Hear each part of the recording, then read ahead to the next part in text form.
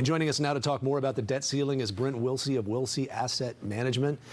Brent, good morning. Good morning. This is a very, very confusing issue for most people, I think. It really is, and there's so much behind it. I can't cover everything today, so we'll probably do it in future segments as well. But I want to kind of talk about what's causing it, who's paying the taxes and so forth. And I want to even back up a little bit because this past week we had inflation numbers came out. And that's important because we got to remember that the debt has to be financed. And because of inflation, rates are rising. That means that the government has to pay more for the debt. So we want to kind of see what's going on with inflation. Last week had inflation came out pretty good. It was 4.9% below the 5% they had. What's causing the problem is that we have food up 7.7%, motor vehicle insurance up 15.5%. So there's still some things that are raising inflation. Now, some things that are helping is like major appliances. They're down about 10%. Used cars are falling now. I said about a year ago they'll be falling now down about 7%. Mm-hmm. And what's really important in these inflation numbers is the CPI's Consumer Price Index. There's another one called the PPI, which is Producer Price Index. Well, that came in at 2.3%. The high was last June at 11.5%. Producers, that's where the inflation starts. Now, if their expenses are coming down, that's going to be passed on to consumer, which means the consumer prices will be coming down. Between now and December, we'll see them fall even more. This is important because this is why the Fed keeps raising rates to fight inflation. If inflation is down, they can reduce rates. We can also see the T-bills that are part of the government debt.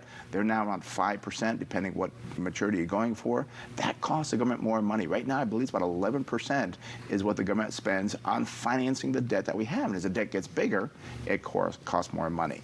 So what I also wanted to do was kind of show people who's paying all this money. Where does money come from? Yes. And it's very important because the top 1% earners, which are people earning about $550,000 a year, pay 42% of the debt. That's who pays the income taxes. Now, of that, they only make about 22% of what's called the adjusted gross income of the country. So they're paying twice as much in taxes, but they earn half as much as the country does. And that's the top 1%. Now, the top 5% earners, they pay about 38%, or they account for about 38% of the GDP, or the adjusted gross income, but 62% of them pay the taxes on that.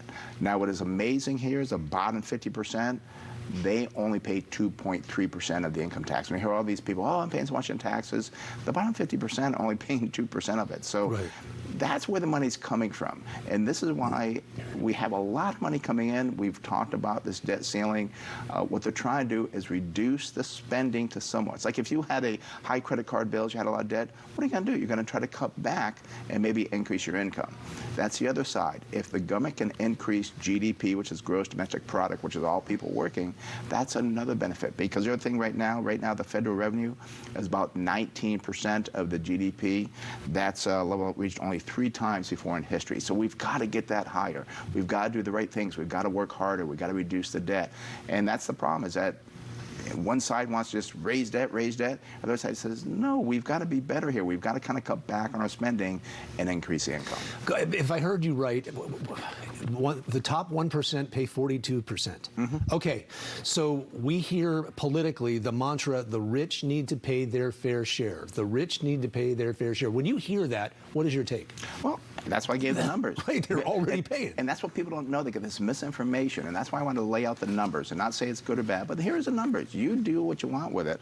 But again, the top 1%, they're paying over 42% of the income taxes already.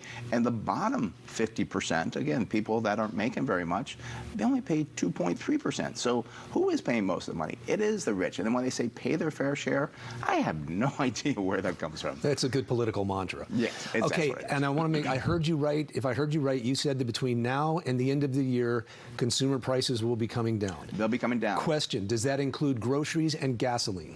Yes, and gasoline was one I didn't bring up, but gasoline was down about 10% last month, and oil's around $70 a barrel, so that's on the right side. We have more oil being pumped.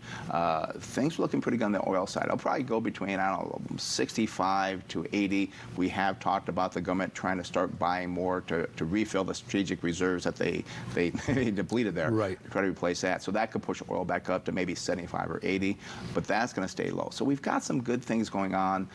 We don't see inflation rising above where it is. I think it's going to keep falling. Maybe by the end of the year, we could be around that 4% inflation level.